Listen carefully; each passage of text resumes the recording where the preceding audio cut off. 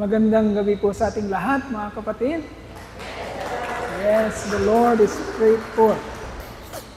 Ang Diyos ay matapat sa ating pong mga hinirang niya. So, magpapatuloy po ang ating pong theology class doon po sa ikalawang puntos na pinag-aaralan po natin sa tulip, unconditional election. So natapos na po natin yung dalawang truth patungkol dito. Yung una po is God has an elect people whom He has chosen to grant salvation. Meaning, ang ating pong Diyos ay talagang humirang ng mga tao o grupo ng mga tao para pagbigyan ng kaligtasan. Naging malinaw na po sa atin ito sa pamamagitan po ng mga bersikulong binasa natin. Una po nating tinalakay ang patungkol po sa unconditional election. Pangalawang katotohanan tinalakay natin ay God's choice or God's election was not based upon any foreseen faith or good works. Ang paghirang ng Diyos ay hindi nakabase sa anumang nakita ng Diyos na gagawin ng tao sa hinaharap. So, hindi nakabase sa ating mga effort, sa ating mga pagpaplano. So, kung anumang makikita ng Diyos na gagawin natin sa future, ang dahilan kung bakit niya tayo hinirang o pinili para pagbigyan ng kaligtasan. So, ngayon pong gabi mga kapatid, ay tatalakayan natin yung ikatatlong katotohanan para patatagin po ang ating pong doktrina ng unconditional election. Ang pangatlong katotohanan po is the third truth is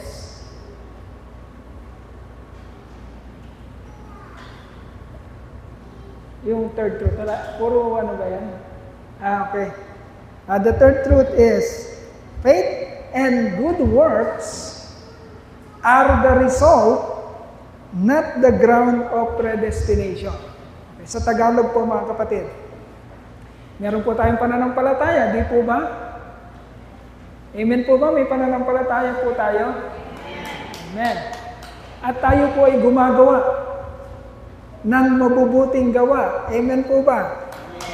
Ang ating pananampalataya at mabubuting gawa ay resulta po at hindi batayan ng pagtatalaga ng Diyos para sa ating kaligtasan. Okay. Linawin natin mabuti.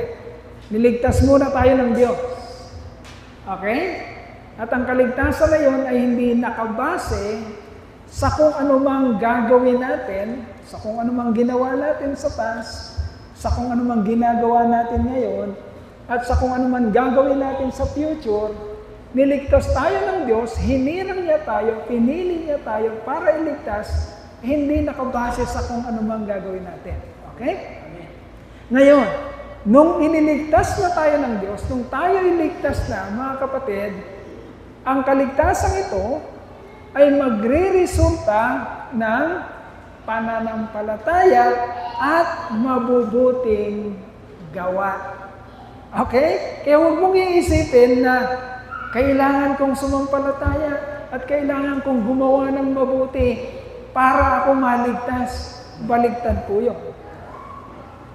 Pakinggan po natin mabuti. Hindi po ganun ang sinasabi ng Biblia. Hindi po tayo sumasampalataya at gumagawa ng mabuti para maligtas.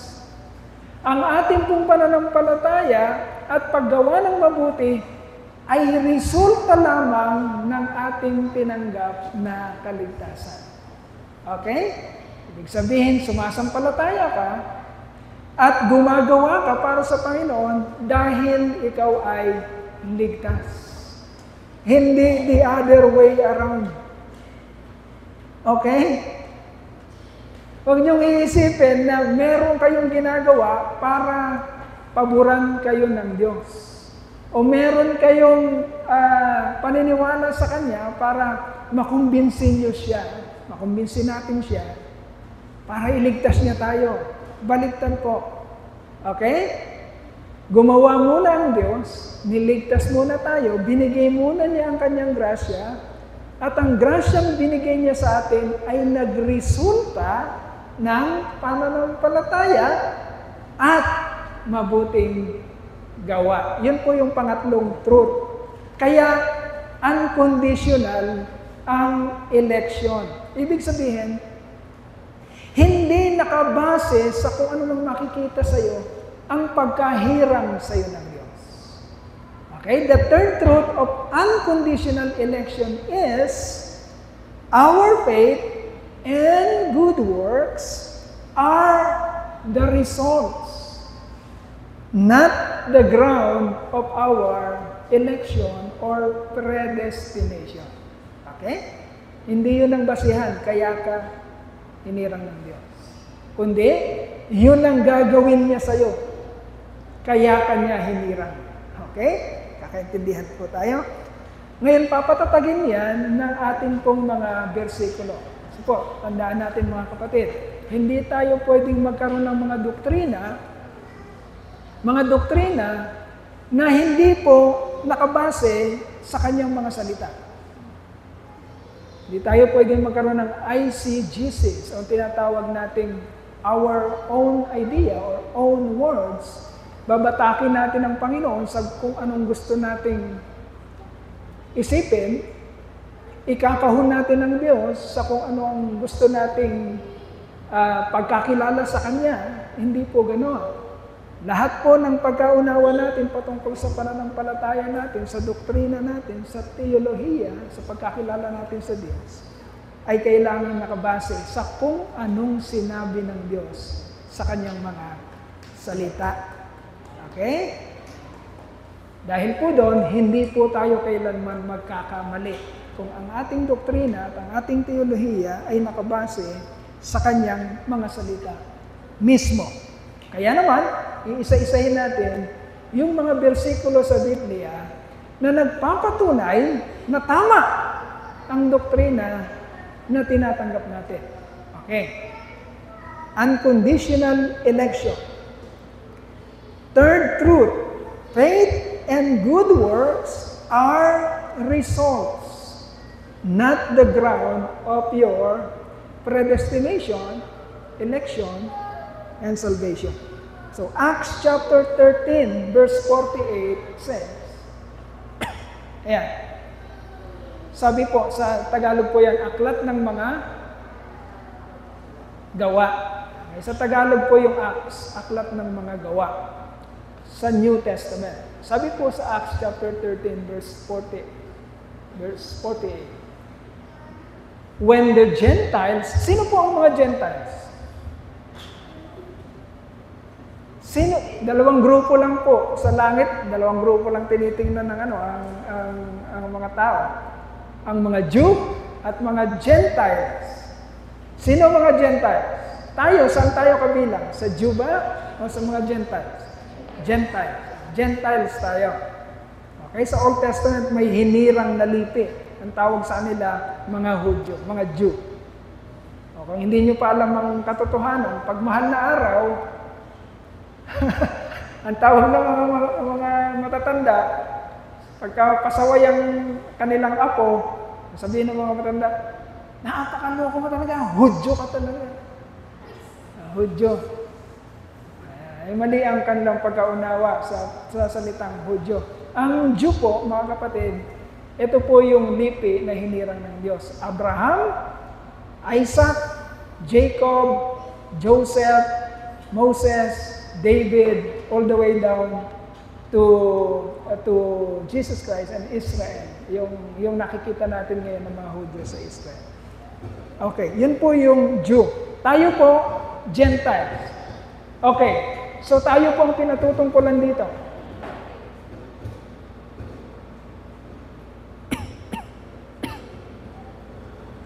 So tayo po ang pinatutungkulan dito. Sabi dito, when the Gentiles heard this, They were glad and honored the word of the Lord. And all who were appointed for eternal life believed. Anong pagkaintindi niyo mga kapatid? Anong pagkaintindi niyo dyan? Sabi po dyan, ang key phrase po dyan, o key words is, sabi po dyan, and all who were appointed for eternal life believe. Okay? Habang nagsasalita ang mga apostol, mga kapatid, narinig ito ng mga hintil, ng mga Gentile, the Gentile group. Habang narinig ng mga hintil, ang sabi ng truth, ang lahat ng mga itinalaga para sa buhay na walang hanggan, listen very carefully, ay naniwala. Sino daw ang maniniwala lang? Ayan, pagka kayo naggagawa ng message or deduction sa Biblia, tatanungin niyo mismo yung mismong verses. Sabi diyan, all who were appointed for eternal life believe. Sino lang daw ang mga naniwala? Yung lahat lang ng itinalaga. Okay. Maraming nakikinig. Pero sino lang daw ang maniniwala? Lahat lang ng mga itinalaga para sa buhay na walang hanggan. Okay? Malinaw yun.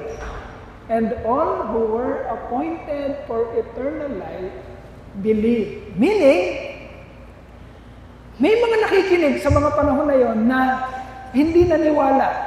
Ang tanong, bakit hindi sila naniwala? Iniikot-ikot lang natin. Ang tanong, bakit hindi sila naniwala? Of course. Okay? Kaya sila naniwala dahil they were appointed for eternal life. Ibig sabihin, itinalaga sila para sa buhay na walang hanggan. Kaya sila naniwala. Now, the question is, anong nauna? Yung paniniwala nila or yung appointment nila para sa buhay na walang hanggan? Okay. Nauna muna na itinalaga sila ng Diyos. Nauna muna na binigay sa kanila yung grasya. Nauna muna na ang Lord ay iniligtas sila bago sila naniwala. Meaning, ang kanilang believing ay resulta lamang ng appointment ng Lord. Because they were appointed. And so, they believe. Nagkakaintindihan, mga kapatid? Huwag nating babalik na rin yung doktrina na parang maniniwala muna ako para mabigyan ako ng buhay na walang hanggan. Hindi ganun ang sinasabi ng Biblia. Kaya ka naniwala because you were appointed. Kaya naman, makita nyo yung tense. Alam nyo yung mga tenses? Past tense, present tense, future tense. Pang nakaraan, pang kasalukuyan, pang hinaharap. Pag tinignan nyo yung were appointed, ano yan? Anong tense yan? Past tense. Okay? Nauna yun. Past tense yung appointed. Ang present tense is yung naniwala. Okay? Okay? So yan. So malinaw yan mga kapatid. All who were appointed for eternal life believe. Meaning, faith and good works are the results, not the ground of predestination and election. Okay? Pastor, bakit natin gustong idikdikin na maintindihan na ang ating pananampalataya at mabuting gawa ay resulta lamang ng grasya ng Diyos o ng ng pagtatalaga ng Diyos sa atin. Bakit kailangan nating maintindihan yun? Bakit kaya, mga kapatid? Para hindi ka magmalaki sa harapan ng Diyos. Paglapit mo sa Panginoon, wala kang pwedeng sabihin, Lord, ginawa ko to, ginawa ko yun. Lord, nanampalataya ako sa iyo. Dito pa lang sa buhay na ito, mga kapatid, kailangang malinaw na sa atin na maging ang ating pananampalataya at mabubuting gawa ay hindi galing sa atin. Okay? Kaya naman, magiging makatotohanan at magiging ganap ang ating pagpupuri at pagpapasalamat sa Kanya. Bakit? Dahil Siya ang gumawa ng ating kaligtasan at hindi ang ating pananampalataya at mabuting gawa. Ang pananampalataya at mabuting gawa ay resulta lamang ng ginawa ng Diyos na kaligtasan sa atin. Okay, yun ang sinasabi ng Acts chapter 13, verse 14. And then Acts chapter 18, verse 27. Acts 18, verse 27. When Apollos wanted to go to Achaia, the brothers encouraged him and wrote to the disciples there to welcome him. On arriving, he was a great help to those who by grace had believed. Ayan. Ayan, mapapractice yung English dito, teacher. Ayan. Anong sabi ko dyan? Ang key phrase dyan, o key words is, to those who by grace believe. Okay. Anong nauna? Believing or the giving of grace? Yan. Malinaw po. Malinaw pong sinasabi dyan. Ang sabi po dyan, he was a great help to those people who by grace believe. Paano sila naniwala? Anong dahilan ng kanilang paniniwala? By grace of God. Saan nanggagaling yung grace? Sa tao ba o sa Diyos? Yan. Isa na namang bersikulo, mga kapatid, na nagpapatunay na ang paniniwala ng tao ay resulta ng grasya ng Diyos. Tandaan natin, mga kapatid, baka may naniniwala sa atin na ang ating kaligtasan ay by works. Hindi po by works ang kaligtasan natin. Kailangan maintindihan natin, kaya nating i-separate yung good works at yung faith at yung kaligtasan. Okay? Kailangan kung nakikita natin na ang ating pananampalataya at mabuting gawa ay hindi dahilan para maligtas tayo. Kailangan makita natin na ang ating pananampalataya at mabuting gawa ay resulta lamang ng naunang ginawa ng Diyos sa atin, which is the giving of the grace of God. Okay? The regenerative power of God nung binorn again niya tayo, nung pinanganak niya tayo sa Espiritu. Trabaho ng Lord yun at hindi sa atin. Kaya naman nagdudulot ito ng pananampalataya at mabuting gawa. And then, Ephesians chapter 1, verses 11 to 12. Ephesians chapter 1, ay wala yung 11. Wala yung 11. Ay, babasahin ko yung 11. Kasi wala dito sa verse 12 yung pinaka, yung pinaka key words. Okay, Ephesians chapter 1, verses 11 to 12 says, Ephesians chapter 1, verse 11.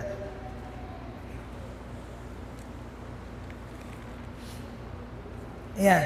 Ephesians chapter 1 verse 11 to 12 says, "In Him we were also chosen, having been predestined according to the plan of Him who works out everything in conformity with the purpose of His will, in order that we, who were the first to hope in Christ, might be for the praise of His glory."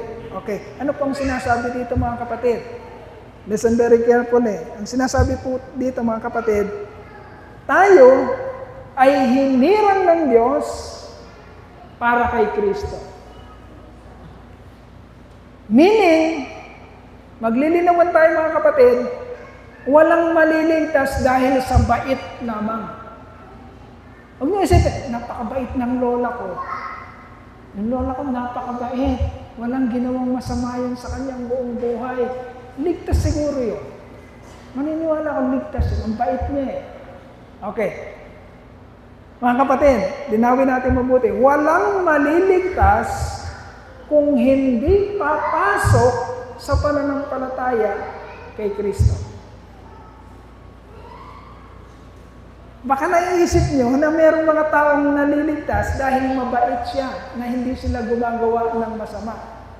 Hindi po ganun ang kalooban ng Diyos na maririnig natin dito. Sabi po dito mga kapatid, in Jesus Christ, in Him, we were also chosen. Pinili tayo, hinirang, pinagplanuhan ng Diyos, itinalaga, hindi pa man nagsisimula ang sandaigdigan, para sa pagdating ng panahon, kapatid, makilala mo si Kristo. Sapagkat apart from Jesus Christ, wala pong kaligtasan. Apart from Jesus Christ, wala pong kaligtasan. Kaya dinidikta ng katotohanan sa atin, ng mga mensahe sa atin mga kapatid, kailangan makilala mo ng lubusan sino ba si Jesucristo. Sapagkat yun ang plano ng Ama, hindi pa man nagsisimula ang sandaigdigan sa kanyang mga hinirang.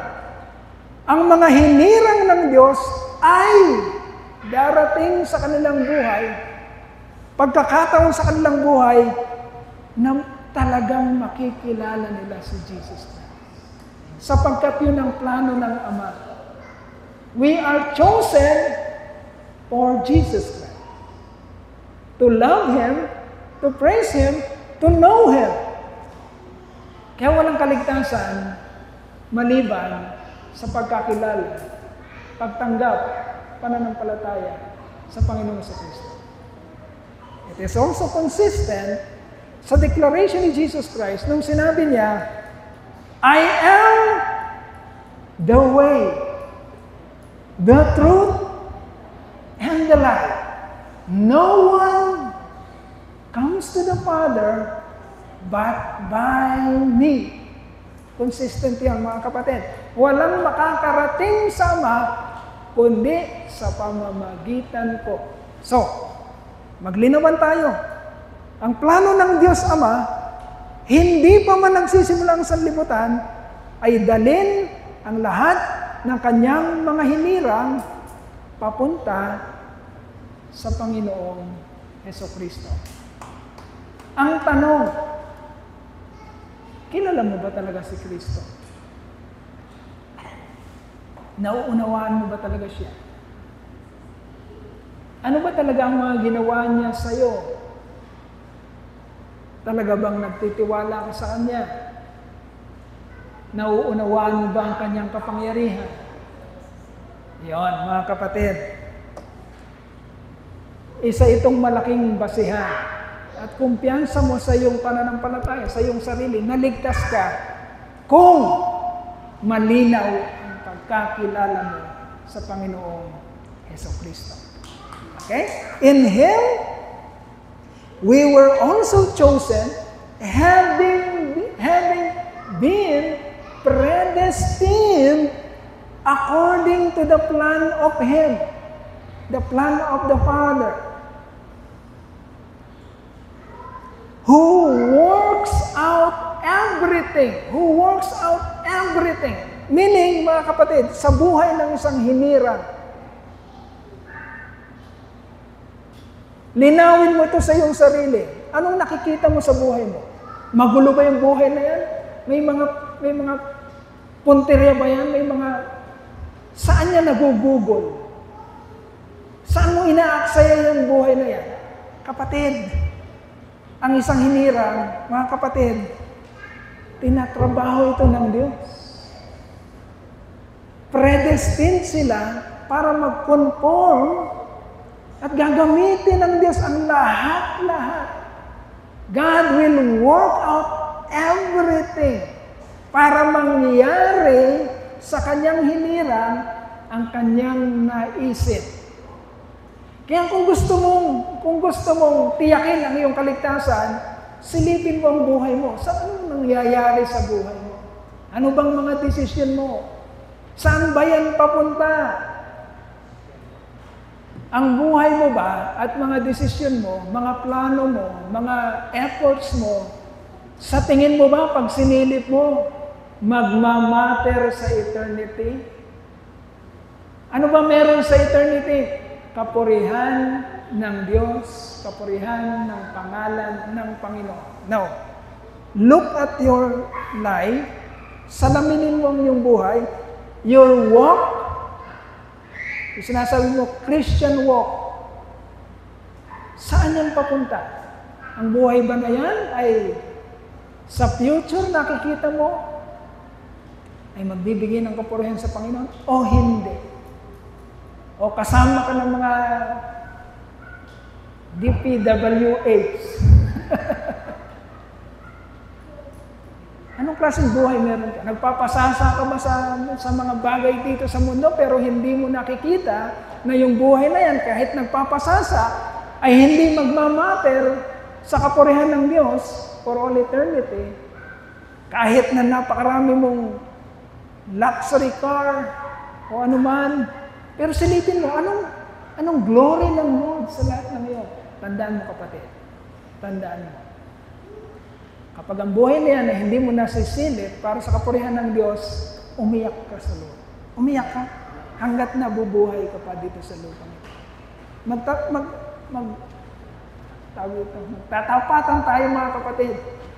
Hindi natin itatago ang katotohanan. Pag hindi mo yan nakikita, na ang buhay na yan ay magmamatter sa eternity para sa kapurihan ng Diyos, umiyak ka na sa Lord. Umiyak ka na dahil pag hindi yan glorifying sa Lord, alam mo na kung saan papunta yan. Saan papunta yan? Di ba? Yun ang katotohanan. Kasi yun ang plano ng Lord, who works out everything in conformity with the purpose of His will. Ano yung purpose ng will ng Lord na yun? Sinabi sa 12, in order that we, who were the first to hope in Christ, might be for the praise of His glory. Pag hindi mo yan nakita, ang buhay na yan na para sa kapurihan ng Lord, umiyak ka na. Magtatapatan tayo. Umiyak ka na. Tignan mo ang mga lakad mo, mga plano mo, tignan mo ang mga ways mo, mga efforts mo, saan yan papunta. Yan po yung magiging tema ng Young People's ilang anniversary? 10th year anniversary ng Visionaries, 10th year anniversary. Yung buhay ba na yan ay talagang makikita mo magmamatter para sa kapurihan ng Panginoon sa buhay na walang hanggan. Okay, and then Ephesians chapter 2 verse 10. Ephesians chapter 2 verse 10 says, ayan, for we are God's workmanship, Hindi lahat ng tao, ang pinapatungkulan ni Apostol Pablo dito, mga kapatid, ay mga hinira. Okay? Alam niyo, mga kapatid, para mag-benefit ang kaluluwa niya, ang isip natin, ang puso natin, sa mga mensahe, lagi nating sasalaminin, pag binibitawan ng word, ang word of God, salaminin mo na kagad. Huwag kang tumingin sa iba. Salaminin mo yung sarili mo. Tingnan mo kagad. Yung word ba, yung identity na pinag-uusapan yung word ba, listen very carefully, hindi ito biruan. It's a matter of life and death, mga kapatid. So, salaminin mo na kaagad. Pag binitawan ng salita, salaminin mo sarili mo. Ganto ba ako o hindi ako ganto? Ganto ba ako o hindi ako ganto? Yun, para mag-benefit ang ating pong kaluluwa sa mga mensahe ng Panginoon. Sabi po sa Ephesians chapter 2 verse 10, we are God's workmanship. Ibig sabihin, mga kapatid, kailangan makita mo ang buhay mo na tinatrabaho ng Panginoon. Okay? Although, it is not yet perfect. Huwag niyo ring isipin na kailangan perfecto. Kailangan banal. Hindi makabasag pinggan. Wala nang Hindi ganon, mga kapatid.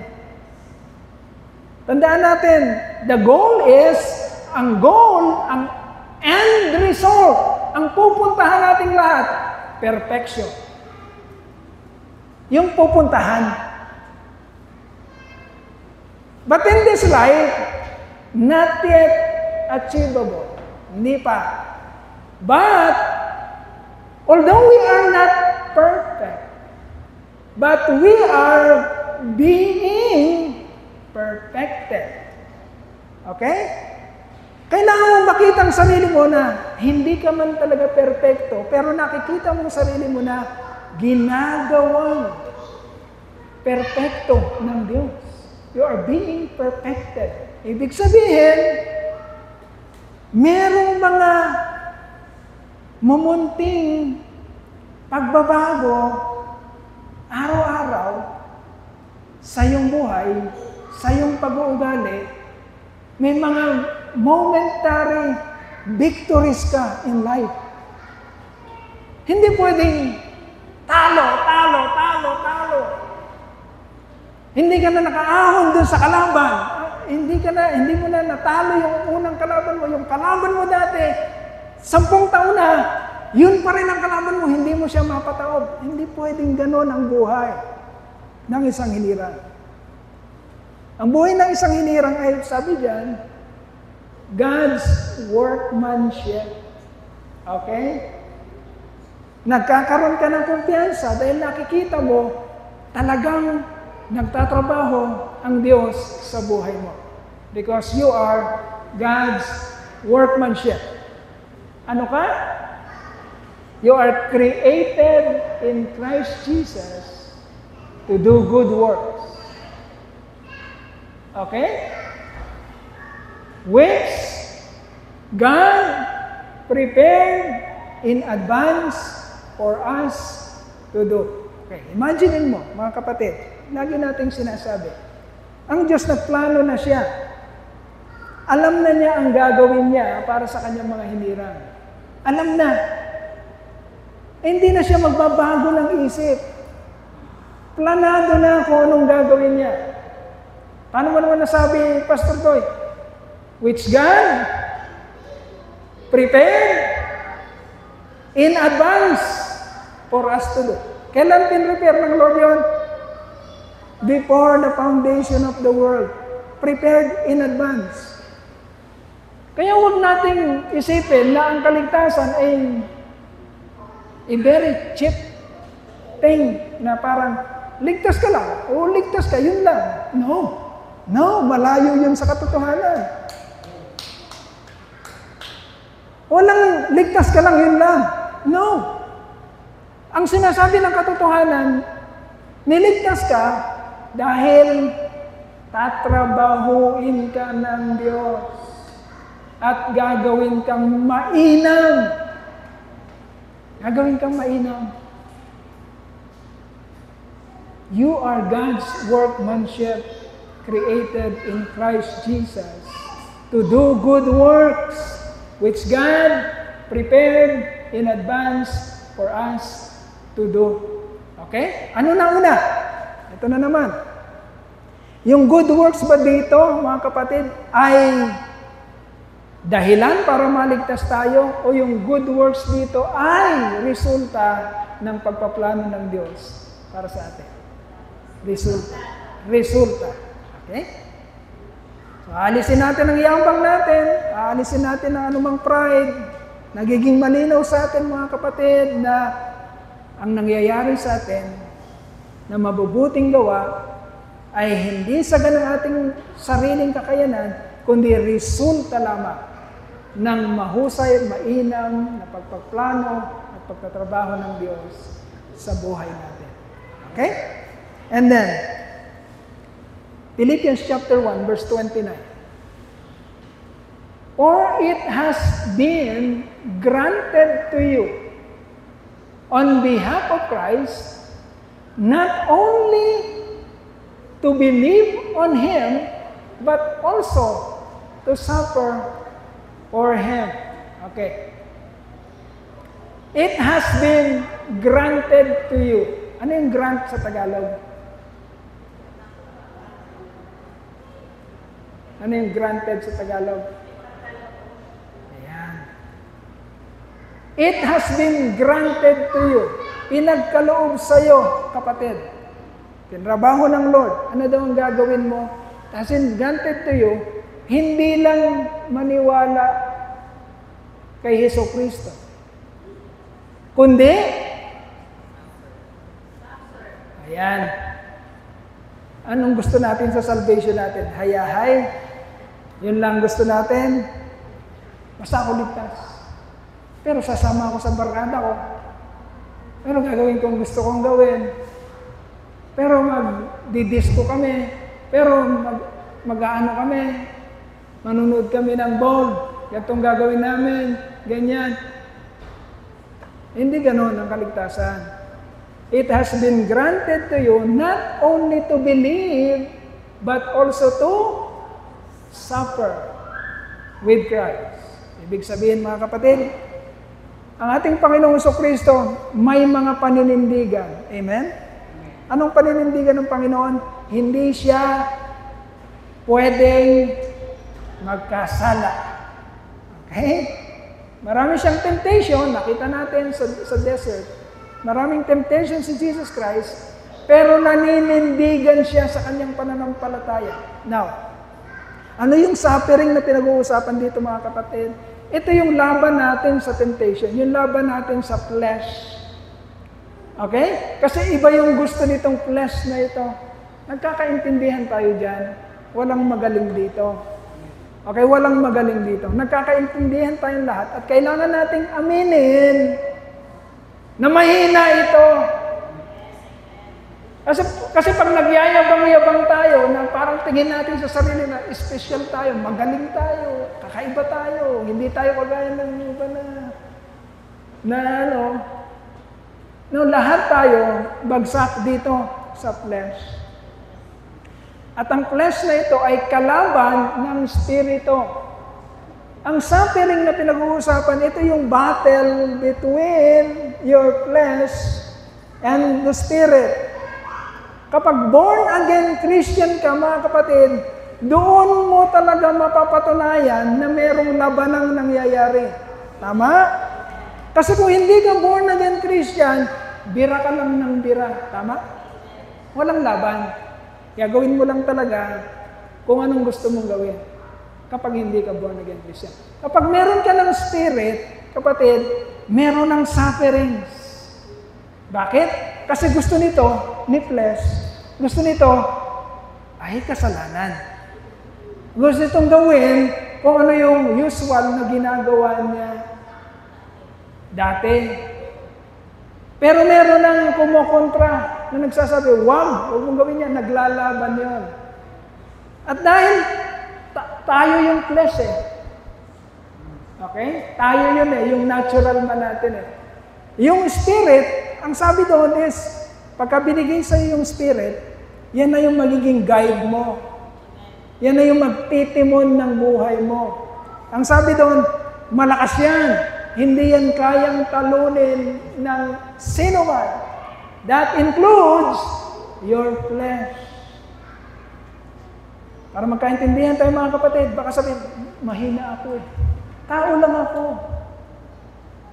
Maano ko. Ang tawag dito, matutokso ko. Tao lang naman, di ba? Lahat naman tayo, tao lang eh. Totoong mahina yan. Pero ang katotohanan din mga kapatid, binigyan ka na ng mas malakas kaysa sa flesh. Greater is He who is in me than He who is in the world. Mas malakas na yung nandyan. Huwag mo ipapatalo yan. Ang nakakalungkot, nagkiklaim tayo na tayo ay Kristiyano, pero talo naman. Hindi pwede. Hindi consistent yun sa ating doktrina. Hindi yun consistent sa sinasabi ng Biblia.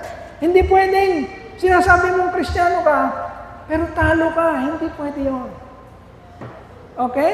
Kaya yun ang every time na magwawakas tayo sa ating worship service, meron tayong benediction. Ang benediction natin sinisigaw sa Kanya na makapag-iingat sa atin upang hindi tayo lagi nating naririnig. Ano daw ginagawa ng nasa sa atin? Iniingatan tayo para huwag magkasala. Yun yung battle, yun yung suffering. Kasi gusto nito eh. Gusto nito mag-disco. Gusto nito magwala. Gusto talaga nito yun. Pero talo na to ngayon. Dati, panalo yun. Sabi noon, nung natural man ka pa, alipin ka ni Satanas. Alipin ka ng kasalanan. Okay? Ngayon sa mensahe na narinig natin last week, inilipat ka na, hindi ka na alipin ng kasalanan. Sino lang umaalipin sa'yo ngayon? Ang Spirit, ang Diyos. Alipin ka noon. Ba't parang ikaw yata ang nagmamando, ay alipin ka noon. Baliktad. Okay? Pero ang katotohanan mga kapatid, ito magtatapatan tayo. Kung talagang nandyan ang Espiritu, malakas talaga yan. Okay? Kapag tinatalo ka ng laman, malaking question mark kung meron bang Espiritu dyan. Sapagkat hindi pwedeng magkamali ang salita ng Diyos. Malakas ang Espiritu. Yan, mapapatunayan natin mamaya sa mga susunod. Malakas ang Espiritu. Hindi siya matatalo. Pastor, wala ka na bang nararamdaman? May nararamdaman ka nga. Kaya nga may labanan eh. Kaya nga may sufferings. May mga gusto ka nga. Pero hindi nangyayari nga ang gusto mo. Talo na yan ng Espiritong tinanggap mo. Okay? For it has been granted to you on behalf of Christ, not only to believe on Him, but also to suffer for Him. Tandaan natin, ilang beses tinukso si Jesus Christ sa desert? 3. Okay? Natalo ba siya? Bakit? Bakit? He was led by the Spirit, the Holy Spirit. Yan ang nakasulat sa Lucas. Okay? Sabi ng Biblia, as Jesus is, so are we. Kinanta natin yun eh. Ano yun? Kinanta nyo dati? As you are, so are we. Tama ba? Yan sinabi, kung sino siya, yun ka. You have the mind of Christ. Kung tunay kang elect, you have the mind of Christ. Nandyan yan. Hindi yan matatalo. Okay? Mangungulo. Minsan mag-ano yan, parang ang tawag dito, manlulumo, pero hindi yan kailanman matatalo. Imaginein mo, kapatid, kung ang tinanggap natin ay natatalo pala, mag-uwian na tayo. Hindi, totoo lang. Sa totoo lang. Kung ang tinanggap natin natatalo, ibig sabihin, hindi totoo to. Okay? Walang katotohanan. Mag-uwian tayo kung natatalo. Pero hindi ganun ang sinasabi ng truth. If you have the Spirit, if you have the guiding Holy Spirit, the powerful Holy Spirit within you, kapatid, you are destined to win the battle. Kagaya ng pagkapanalo ng ating Panginoon sa Kristo. You are more than. Ayan. Hindi lang natin sinasabi, hindi lang natin narinig. Yun ka talaga. At yun ang mangyayari sa'yo. And then, Philippians chapter 2, verses 12 to 13 says, Therefore, my dear friends, as you have always obeyed, not only in my presence, but now much more in my absence, ayan, continue to work out your salvation with fear and trembling. Pinaliwanag na natin yan, mga kapatid, yung workout na yan. Huwag niyo isipin na ang pananampalataya ay tayo ang nag-workout o tayo ang nagtatrabaho. Okay? Continue to work out your salvation with fear and trembling, because in verse 13, for it is God who works in you. Ayan na naman, ang Diyos na naman ang gumagawa. It is God who works in you to will, both to will and to act according to His good pleasure, to His good purpose. Okay? Sinong gumagawa? Ang Diyos. Hindi tayo. It is God who works in you to will and to act. Saan yung will? Ano ba yung will sa Tagalog? Kalooban. Tama ba? Kalooban? Will. Kalooban. Yung gustong mangyari. Both to will. Nandito yon sa isipan. Nasa puso at isipan. Yung act, ito na yung ginusto mong gawin, ito ka na ngayon, ginagawa mo na yung pinagplanuhan mong gawin. Sino daw ang nagtatrabaho pareho noon? Ang Diyos. For it is God who works in you both to will sa utak and to act, yung makagawa ka para sa kanyang mabuting layunin. Tandaan mo, pag naglayon ang Diyos, kapatid, pag pinagplanuhan niya at nilayon niya, hindi yun sasablay. Ang Lord walang, oops! Walang ganun ang Lord. Yung bang, parang ang dating is, inelect ka ng Lord, binigay sa iyo yung grasya, pero pinapanood ka niya, nung pinapanood ka niya, sabi ng Lord, huwag kang sasablay, sumablay, oops! Hindi ganun ang Lord. Hindi ganun. Pag nilayon niya, ginawa niya, makakarating ka sa kung saan man niya gustong idestino. Okay? Gagawin niya yon dahil tapat siya sa kanyang mga salita. Hindi yon sasablay. It is God who works in you both to will and to act according to His good pleasure. And then, 1 Thessalonians chapter 1, verses 4 to 5. 1 Thessalonians chapter 1, verses 4 to 5. For we know, brothers, loved by God, that He has chosen you. Hinirang ka, pinili ka. Because our gospel came to you not simply with words, but also with power. Mag-usap tayo dito, mga kapatid. Listen very carefully. Ito ang isang sinyales, kapatid, na ikaw ay hinirang ng Diyos. Makikita mo sa sarili mo, kapatid, ang salita ng Diyos ay hindi lang logos.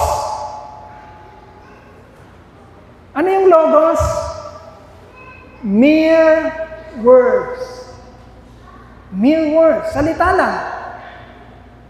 Ang sabi ng Panginoon, He has chosen you at mapapatunayan mo na hinirang ka, pinili ka ng Diyos because the Word of God came to you, dumating sa iyo, hindi lang basta salita, kundi dumating din sa iyo ang kapangyarihan ng salita. Not only the logos, but also the rema. Ibig sabihin, nung dumating ang salita sa iyo, nung sinabi ng Lord, for God so loved the world, that He gave His only begotten Son, that whoever believed in Him will not perish, will have eternal life. Nung dumating sa iyong word, ang logos is, narinig mo, pero walang talab. Hindi ka tinubuan ng pananampalataya. Narinig mo lang.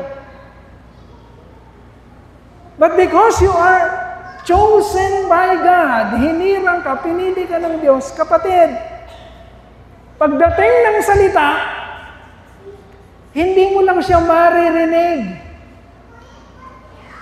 Mai-enlighten ka ng salita nito at papasok ito sa iyong kaloob-looban. At magtatrabaho yung salita na yun sa iyo. Babaguhin ka ng salita na yun. Sabi diyan? Because our gospel came to you not simply with words, but also with power, with the Holy Spirit, and with deep conviction.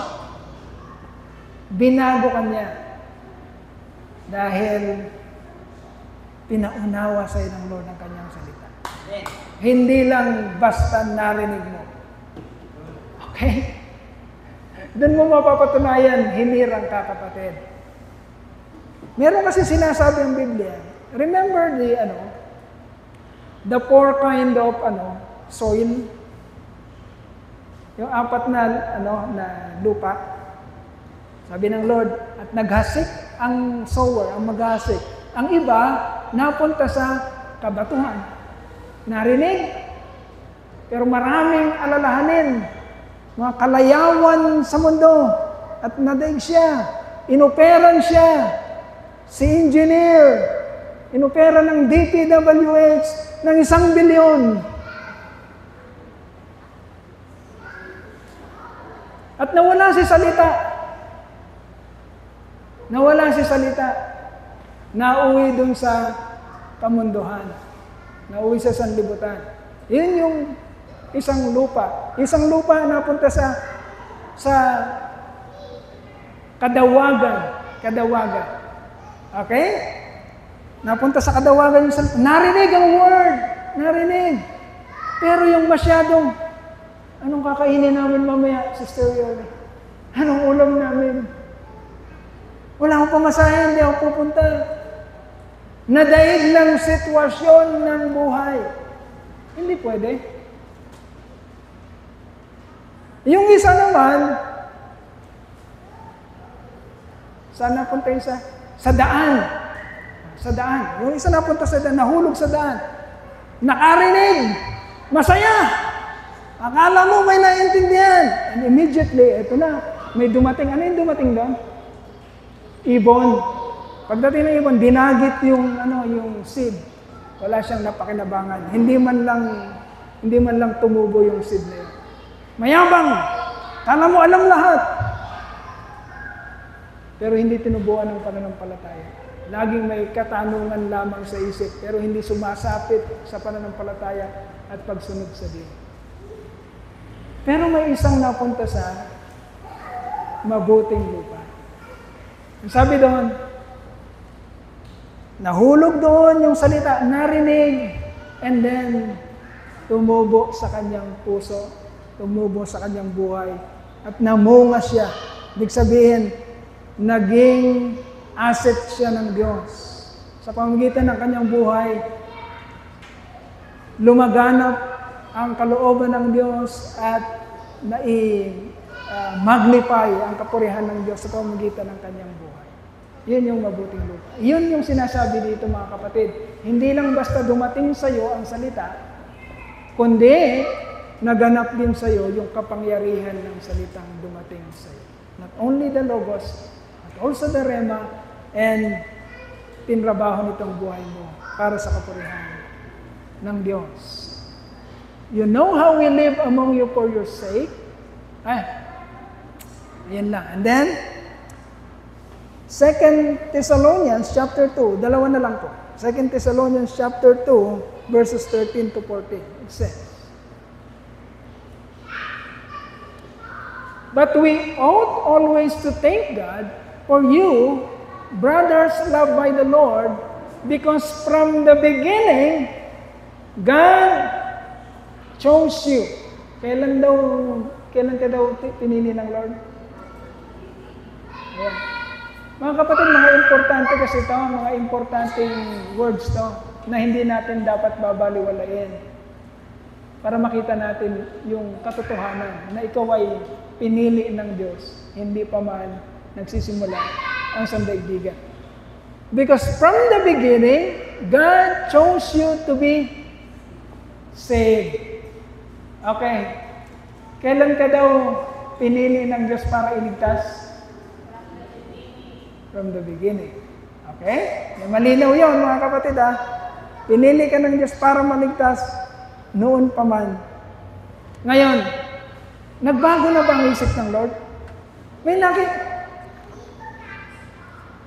nabasa ba kayo dito na pinalitan ng Lord ang kanyang salita, kanyang plano, ang kanyang pangako?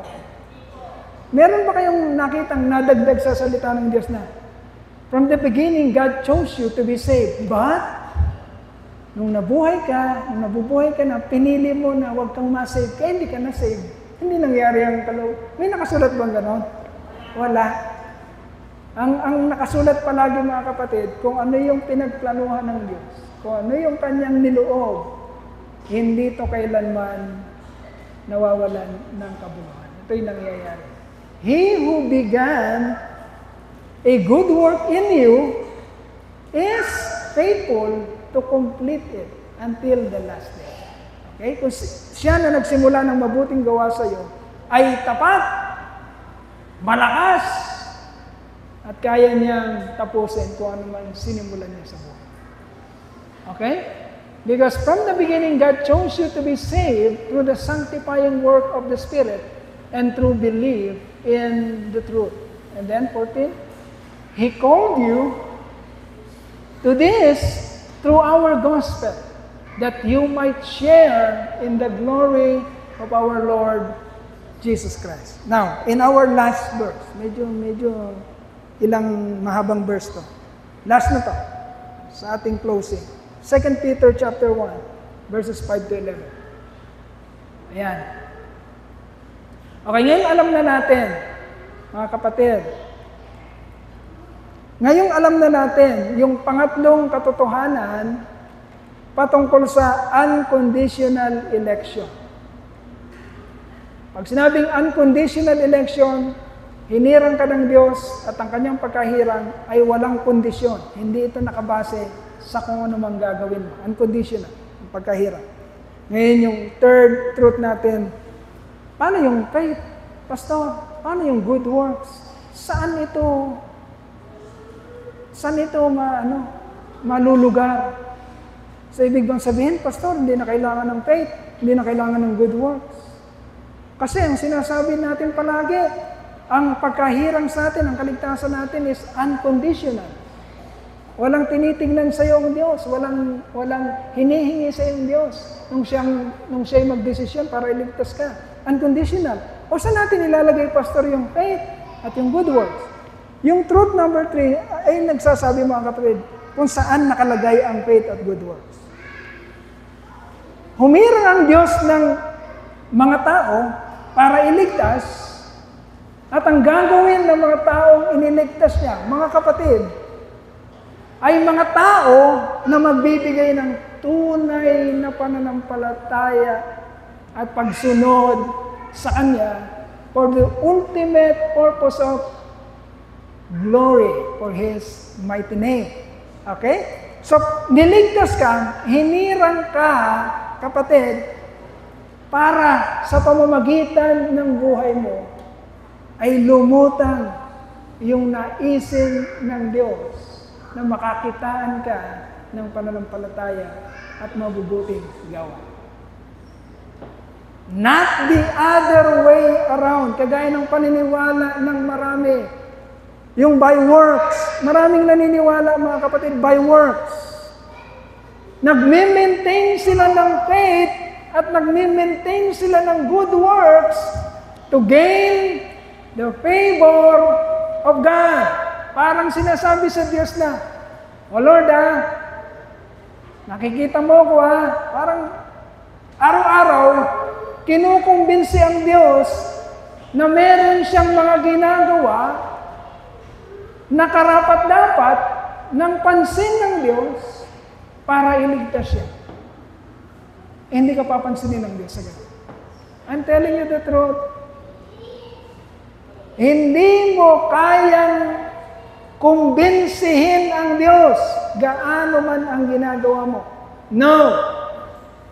Rather, God is convincing us. Naintindihan ba natin, mga kapatid? Do not try to convince God that you are good enough for the salvation.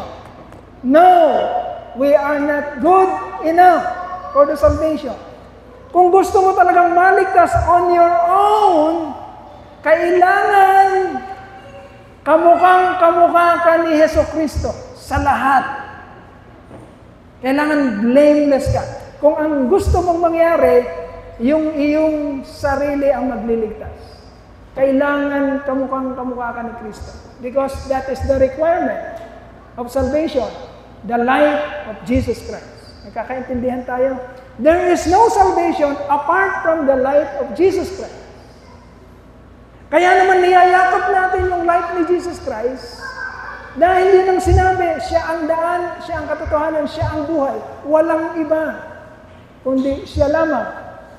Kaya kung gusto mong ikaw ang magligtas sa sarili mo, kailangan kamukhang-kamukha ka ni Jesus Christ.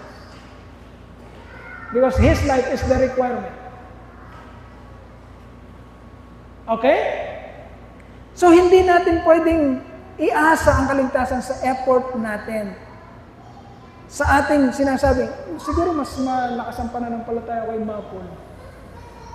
Malakas siguro ang pananampalataya ko kaysa kay Mapol at kaysa kay Sister Tess. Hindi ito palakasan ng pananampalataya, hindi ito paramihan ng gawa, mga kapatid. Kaya hindi tayo nagyayabangan. Ang plano ng Diyos, humirang ng mga tao para ang mga taong hinirang niya ay patubuan niya ng pananampalataya at pagtrabahuin para sa kanyang kapurihan. Without comparing yourselves to others. Okay? Because we have different callings in life.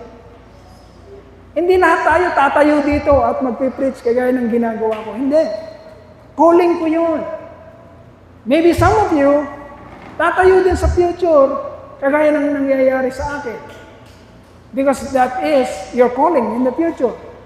Pero hindi tayo pare-pareho. Kaya hindi tayo pwedeng magkumpara na. Siguro ang mga ligtas lang, kagaya ng mga marunong sa Biblia, yung mga ganong magpaliwanag. Hindi mga kapatid. Hindi ganon. Ginagamit tayo ng Diyos para sa kanyang banal na kapurihan ng kanyang banal na pangalan. Yun ang reason bakit kanya iniligtas. Para sa pamamagitan ng pananampalataya mo at mabubuti mong gawa, matuntun nga na merong Diyos na dapat pag-alayan ng papuri at pagsamba. Okay? Maliligaw ka kapag ang punteriya mo is ang kaisipan mo sa pananampalataya mo at sa mga ginagawa mong mabuti ay para maligtas ka, maliligaw ka. Sapagkat kailanman hindi magdidesisyon ng Diyos base sa kung ano mang nakikita niya sa iyo. Okay? Dahil nagdesisyon na siya, hindi pa man nagsisimula ang sanlibutan. At yung desisyon na yun ay hindi na niya kailanman babaguhin. Nagdesisyon siya na isang araw ay hihirangin ang kanyang mga taong hinirang at tutubo sa kanila ang pananampalataya papunta sa Panginoong Kristo. At ang buhay nila ay magdudulot ng mabubuting gawa sa kapurihan ng pangalan ng ating Diyos at ng Panginoong Kristo. So itong mangyayari sa mga tao na yon. For this very reason, dahil doon, make every effort to add to your faith goodness, to goodness knowledge, to knowledge self-control. Ayan na, ayan yung sinabi natin kanina, pag narinig natin yung salita, huwag tayong tumingin sa ating mga kapatiran. Tingnan na natin yung sarili natin. Ito pala ang criteria, identity, ang pagkakakilanlan ng mga pinili ng Diyos. Ganito palang nangyayari. Pananampalataya, mula doon, kabutihan, goodness. Mula doon, pagkaunawa. Lumalago ka ba sa pagkaunawa mo sa Diyos? Lumalago ka ba sa pagkaunawa mo kay Kristo? Mula doon, nagkakaroon ka ng self-control. Baka naman mamaya, pagkatapos nating magsabi, ang hinirang ay may identity na kaya niyang magpigil sa sarili niya. Ito na, paglabas na ng ano, paglabas dyan. Nung humihirit na si Mapon, biglang kinat siya ng tricycle. Ano ka ba?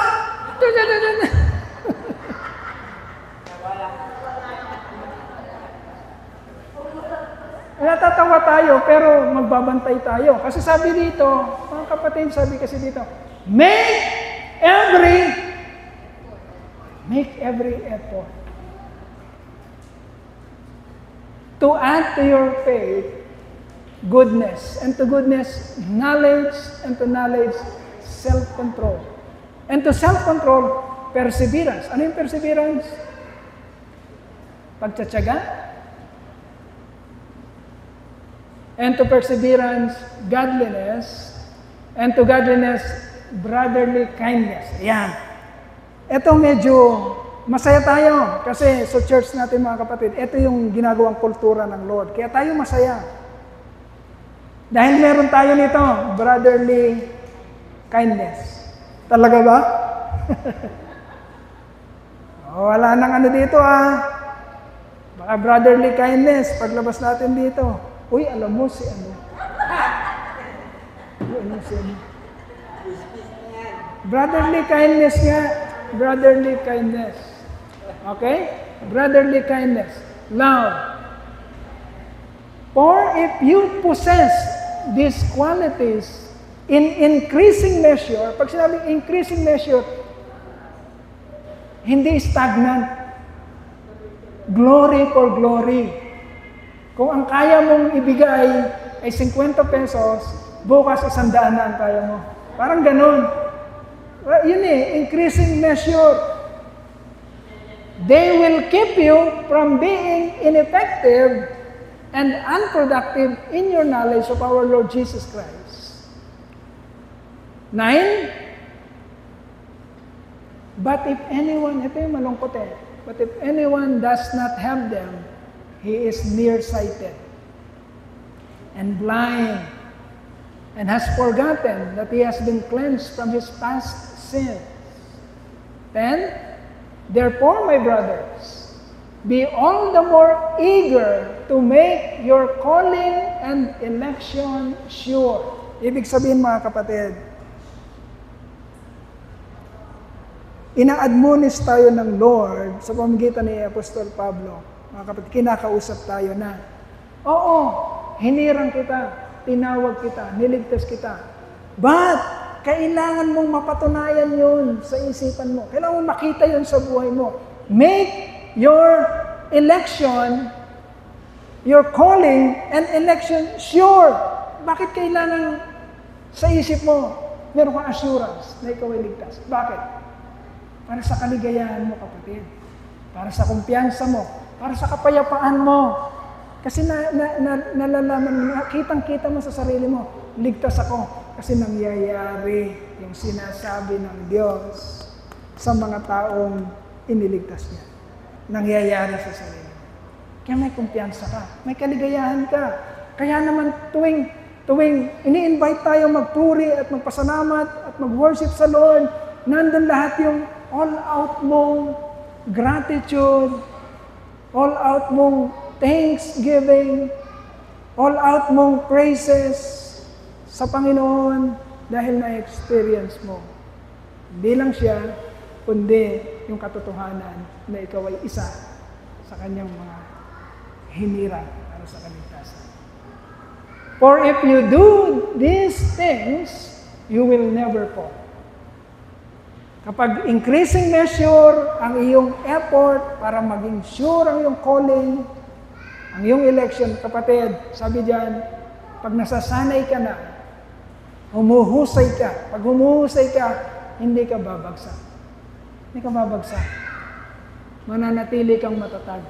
And you will receive, as the end result, a rich welcome into the eternal kingdom of our Lord and Savior, Jesus Christ.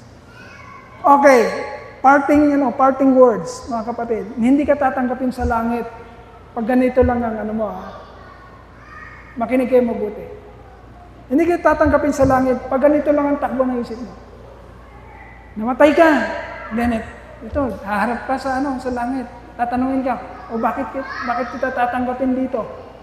Ay di ba Lord, sinabi mo, kapag tinanggap kita bilang Panginoon at Tagapagligtas, save ako. Lord, promise mo yan papasukin mo ako. Hindi ganon. Hindi ganon, mga kapatid. Nabasa natin lahat dito kanina. Niligtas ka ng Diyos at bibigyan niya ng katuturan ang buhay na niligtas. Katuturan. Ibig sabihin, yung buhay na yan, glorifying yan sa Lord. Okay? Kaya ang mga tinatanggap sa langit ay yung mga taong naging makatotohanan ang buhay sa lupa. Okay? Anong sasabihin ng Lord sa kanila? Come! Welcome! My good and faithful servant. Sasabihin ba niya yun sa mga mauutak? Yung gusto lang kaligtasan? Ano sasabihin ng Lord sa mga tao na yon? Nakasulat yan sa Matthew. Lumayo kayo sa akin, kayong mapaggawa ng masama. Nakasulat din yun. Pero mayroong mga taong tatanggapin sa langit, kagaya nito, they will receive a rich welcome into the eternal kingdom of our Lord and Savior Jesus Christ. Ito yung mga taong naninindigan. Okay? Sa kanilang pananampalataya at nakikita ang kaluwalhatian ng Panginoon sa kanilang mga buhay. Okay? Yun ang mga wini-welcome sa sangkalangitan.